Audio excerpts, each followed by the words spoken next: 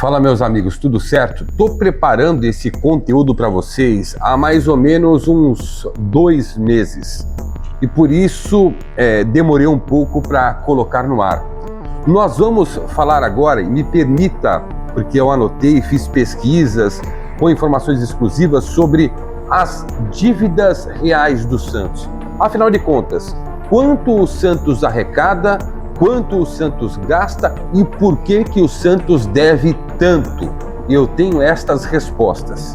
E o principal, o que isso causa de impacto numa futura SAF do clube. Dia 31, começaremos a discutir no Conselho Deliberativo a possibilidade de SAF. Então, já disse para vocês, é uma possibilidade real. Eu quero descrever tudo para vocês aqui, tudo em anotações que eu fiz durante esses 2 meses, muita pesquisa. Vem comigo, me permita colocar o óculos para começar a relatar para vocês tudo. E vou ser bem didático, tá? Eu vou explicar para vocês termos utilizados por economistas de maneira popular, para que todos entendam o que acontece com o Santos.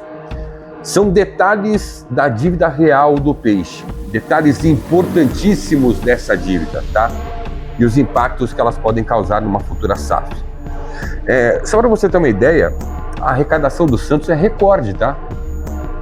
Só que as despesas sufocam os cofres do clube. O Santos, segundo o economista me disse aqui nessa apuração, ele vive um momento financeiro em que a forte elevação no faturamento convive com o crescimento contínuo do passivo e do endividamento bruto. Eu vou detalhar para vocês o que é cada movimento desse. Para quem olha de fora, nós que olhamos de fora, entendemos o seguinte: uma situação contraditória. Como que um clube arrecada tanto e fecha no vermelho, tá? Então eu vou te dar o panorama geral da dívida do Santos. Começando por aqui, do início. Tamanho deste buraco. Receita bruta do Santos, tendo como base o ano de 2025.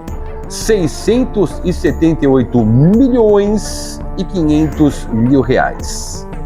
No papel, o Santos carrega um passivo que supera 1 bilhão 230 milhões de reais. Os economistas, conselheiros que entendem mais dessa parte fiscal, eles focam na dívida líquida real do Santos. E aí nós temos um novo número. Ultrapassa a marca de 1 bilhão e 90 milhões de reais só no primeiro semestre deste ano de 2026, gente, tá? Vamos lá. Passivo versus dívida real. O que é o passivo contábil? É a soma de tudo o que o clube deve ou precisa entregar. Vamos colocar um exemplo aqui. Pense na mensalidade da faculdade que você contratou para o ano todo, tá? Ela consta ali na sua planilha, no seu caderninho de compromissos, como um compromisso futuro, que você não precisa pagar inteiro tudo hoje. O que são receitas diferidas? Termo muito utilizado, né, em contabilidade de clubes. Por exemplo, o Santos recebeu um adiantamento de 233 milhões e 400 mil reais de cotas de televisão. Só um exemplo, tá? Esse valor entra no passivo contábil, porque o clube deve prestar o serviço. O que é o serviço em antecipação de cotas de TV? Tem que jogar os campeonatos, correto? Só que ninguém vai bater na tua porta ou na porta do Santos cobrando essa quantia em dinheiro. E aí, descontando isso sobre a dívida real cobrável, né? 1 bilhão 94 milhões de reais. Então você desconta isso com a dívida real cobrável e aí aparece esse número de 1 bilhão e 94 milhões de reais. Vamos dar um detalhamento e composição de onde está esse dinheiro que o Santos arrecada, tá? Despesas operacionais e de curto prazo, o dia a dia. Essas despesas operacionais representam a maior fatia da dívida do Santos, somando mais de 690 milhões de reais. É o custo diário para manter o motor funcionando. Prestem atenção nisso. Vamos lá. Folha salarial e encargos. Com o retorno à elite e a reformulação do elenco, que a gente fica bravo, mas existe, é verdade, o custo mensal do futebol dobrou, chegando a 29 milhões e 600 mil reais por mês. as obrigações trabalhistas acumuladas fecharam o trimestre de 2026 em 68 milhões e 800 mil reais.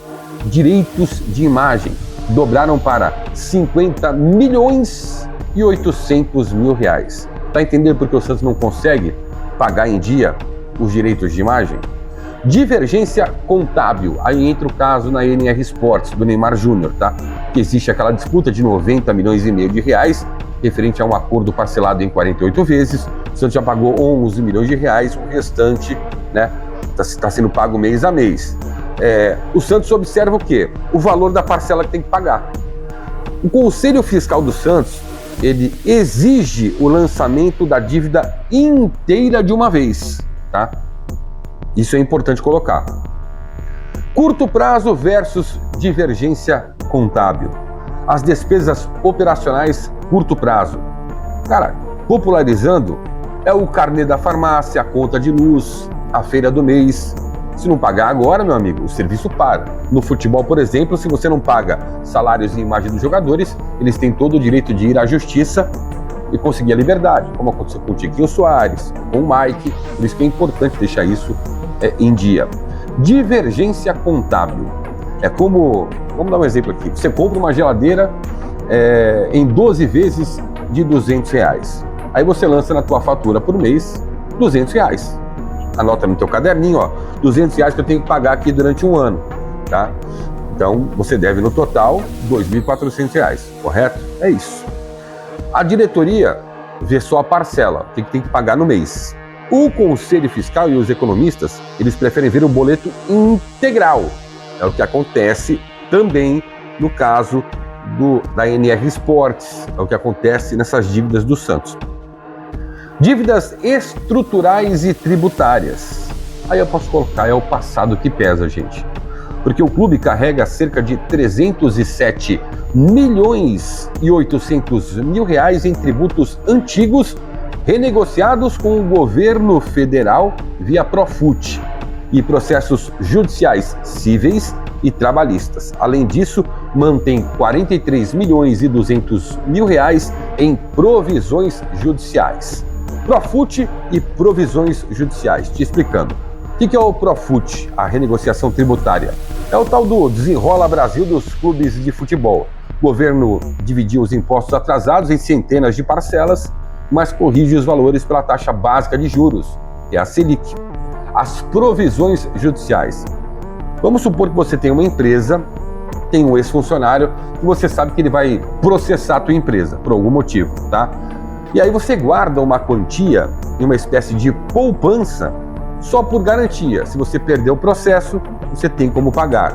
Isso é uma provisão judicial e o Santos tem até pouco, tá? Na poupança, 43 milhões e 200 mil reais, porque tem processo pra caramba, tá? Dívidas bancárias e onerosas. Tem um alívio aí, cara. Vamos falar a verdade, tá? Tá acompanhando legal? Veio até aqui, se inscreve no canal, ativa o sininho, compartilha esse vídeo, dá uma hypada e sai comentando que eu vou ler todos os teus comentários, tá bom? Eu vou tirar tuas dúvidas também sobre as dívidas do Santos, caso algo não fique explicado nessa apuração que eu fiz. Vamos lá. Então, dívidas bancárias e onerosas, que eu disse que tem um alívio, porque a diretoria ela conseguiu reduzir em 37% as dívidas bancárias de alta taxa de juros. Isso foi feito renegociando prazos e trocando empréstimos caros por opções mais suaves. Eu vou te explicar agora o que é dívida onerosa e como que funciona a troca de dívida que o Santos fez. A dívida onerosa de juros altos é o famoso, estouramos o cartão de crédito, cara. Ou usar o cheque especial. Putz, os juros vão lá em cima e aí tudo que sobra no teu mês eles comem. Não tem jeito, tá? O que é uma substituição de dívida? É algo que a gente tenta fazer na nossa família, no nosso dia a dia, né? A gente faz um empréstimo consignado com juros mais baixos, vai lá, quita o cartão de crédito, o cheque especial que tem juros mais altos e paga com juros mais altos, aí o saldo restante dura por mais tempo. Isso é o beabá, cara. Tem que fazer isso, até como dica, tá? Faturamento versus déficit contábil. A mágica negativa da conta de luz, sabe? Tabela que eu vou colocar aqui para vocês, ela meio que resume o que eu tô te falando, mas eu vou te dar aqui os exemplos, tá? Superávit versus o déficit contábil.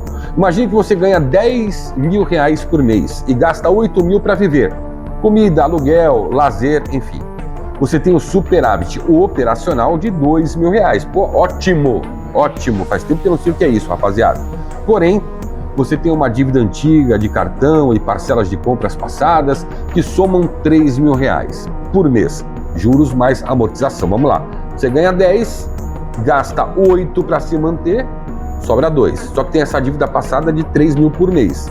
Resultado, 2 que sobra, 3.000 por mês que você tem que pagar, você ainda fica devendo R$1.000. É exatamente isso que acontece no Santos. Futebol dá lucro, mas as dívidas do passado, as atuais, e os juros comem todo o resultado. Então, meus amigos, é importante que o Santos tenha as certidões negativas de débitos, as CNDs e o Profut em dia, para não sofrer sanções rigorosas, tá? A gente não viu ainda acontecer no futebol, mas acontece. A SAF resolveria todo este problema? Cara, eu conversei com muitos economistas, consultei vários nesses 2 meses de apuração, tá? E a maioria me disse, Fará, o Santos se transformando em SAF, vendendo os 80% das ações, caso altere o estatuto, e dia 31 tem reunião para começar a discutir isso, e é real, não é cortina de fumaça, senão eu não estaria aqui falando, tá? O Santos vai sofrer um reset total. O que é um reset total, pelo que me explicaram? O clube passaria a encarar o futebol, que é o produto fim, como uma verdadeira máquina de lucro. Vou repetir, como uma verdadeira máquina de lucro. E como é que funciona isso?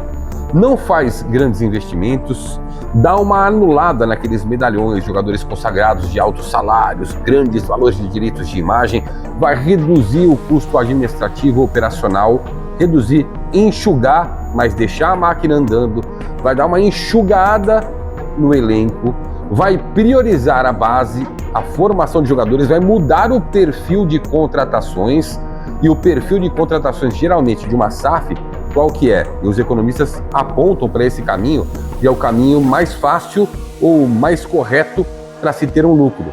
Você contrata jogadores jovens com potencial de entrega técnica e de ganho financeiro lá na frente. Então será um reset total do Santos, caso empresários corretos, sérios, comprem 80% das ações de uma SAF. Cara, é muito interessante isso, porque os números do Santos, eles mostram isso, tá? É mais do que dinheiro, cara. É um entendimento do que o mercado pede hoje. Um clube de futebol é uma máquina de fazer dinheiro, mas também é uma máquina de gastar dinheiro. Será que não dá para fazer dinheiro gastando menos? E aí chega o lucro, aí você equilibra a máquina? É o que uma SAF vai fazer. A SAF fatalmente fará isso no Santos. Imagine só, uma arrecadação de 650 milhões, como eu disse para vocês aqui, tá? Arredondando para cima, de 650 milhões e gastos de 690 milhões na dívida operacional e a curto prazo. Cara, os caras vão reduzir isso. É o único jeito de manter um clube funcionando, é passar por um reset. E esse reset ele não vai ser fácil, tá? Vai ser uma readaptação a uma realidade diferente, a não busca por títulos. Tudo bem que a gente não busca hoje títulos, né? Mas o Santos gasta dinheiro como quem vai buscar títulos, mas gasta dinheiro errado. Então os investimentos serão mais certos, menores, de maneira mais assertiva. A máquina administrativa vai andar de maneira diferente, a visão é diferente. Então uma SAF que vai pagar, por exemplo, 2 bilhões de reais por 80% do Santos, vai ter que pagar 1 bilhão e 94 milhões de reais só de dívida para zerar o game. E aí, com o que sobrar, vai ter que enxugar ainda mais a máquina, senão aumenta a dívida. A dívida volta. A dívida volta. Vai enxugar ainda mais a máquina. Aí teremos que partir do reset, do zero, para começar a reconstruir.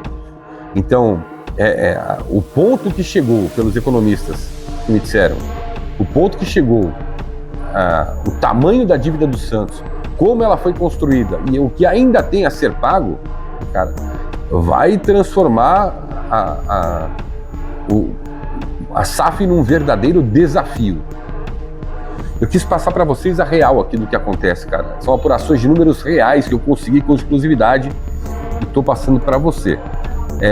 Esse vídeo vai estar publicado em todos os meus canais, História Santos Oficial, História Santos Debate e canal do Fabiano Fará, para que todo o meu público tenha acesso a estas informações exclusivas de detalhes, números reais de como foi construída a dívida do Santos e os impactos numa futura SAF. Tá bom? Espero ter atendido vocês. Estou lendo todos os comentários e a partir dos comentários, com as minhas fontes economistas, eu tiro todas as dúvidas que vocês quiserem, tá bom? É só o ponto de partida aqui, tá certo? Espero que você tenha gostado.